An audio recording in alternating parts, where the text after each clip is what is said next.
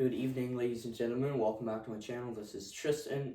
Today I want to talk about a little problem that's been going through my head, and that is how Mr. Beast grew his channel to 425 million from, making videos about Minecraft and Call of Duty to, making videos entitled, spend 100 days, survive 100 days in this prison and win $500,000. I built this maximum security prison, and if this cop and this criminal survive 100 days together, I will give them $500,000. $1 versus $250,000 day, these really cool videos. How did he go from not only making, kind of mediocre videos to great videos, but from having 100 subscribers to 425 million subscribers and becoming the highest paid YouTuber ever, and the YouTuber with the most subscribers? So I just want to dig a little bit deeper into that. And I think most people will say, oh, he worked so hard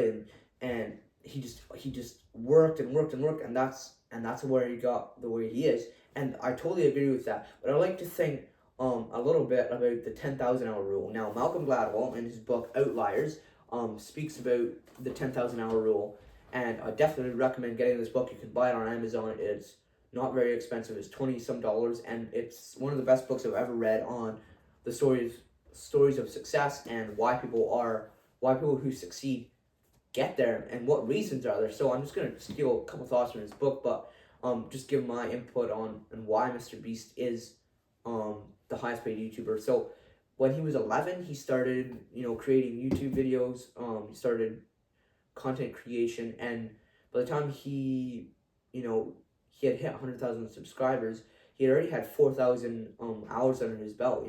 Oh, by the way, if you're not familiar with the 10,000 hour rule, the 10,000 hour rule states that in order to become considered an expert at something, you need 10,000 hours of hard practice in that field to be considered an expert at anything. So by the time he hit 100,000 subscribers, he already had 4,000 of those hours in. Now, by the time he hit 1 million subscribers, he had over 20,000 hours in. So it's estimated that around 500,000 subscribers, he hit that 10,000 hour mark. So it's pretty obvious that he did not gain success until he had put in the work. 100,000 subscribers is a lot, but he did not gain the measure of success he is to now until he had put in, 10,000 hours and then more and more. By the time he had already doubled that, by the time he had 1 million subscribers, and who knows how many hours he is now.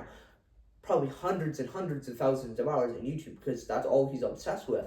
And he said that right away. That's all he's obsessed with. So I like to sing, and I like to call him, Mr. Beast is the Bill Gates of the YouTube empire. Bill Gates totally changed the world of computers as we know it today, and now he's a billionaire. He has more money than anyone could imagine, but he also, like Jimmy, had to put in hours and hours, and by the time he was 16, 17, he had already had 10,000 hours under his belt, and he had learned to code, and then he went on to create Microsoft and become a multi-billionaire and one of the world's most respected men in Silicon Valley, California, in those the 1970s. So Mr. Beast is in his Silicon Valley, I guess, in YouTube, and he's hit the elite form, just like Bill Gates is the elite, the expert on computer software and programming. Mr. Beast is the elite in YouTube, and YouTube algorithm and all these things. So that's my take on why Mr. Beast grew his channel so rapidly. Like he started making mediocre videos, but after 10,000 hours, his videos improved. His videos improved all along, but there's quite a few, in the first 4 years, his videos improved a little bit, but they're pretty much not that cool stuff. He had views, 50,000 views, but not that many views. But once he hit that 10,000 mark, once he hit that 15,000 mark, hour mark, he really started, you really start seeing a difference in his view and his subscriber count, and then he shot up, and his obsession just made him go wild, and he's still obsessed with it.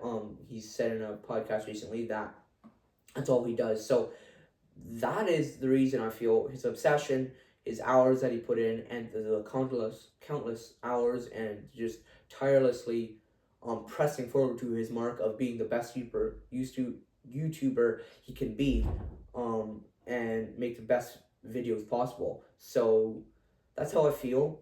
Let me know in the comments what you think about the 10,000 hour rule. What do you think about this video? Like and subscribe if you haven't already, and I'll see you in the next video.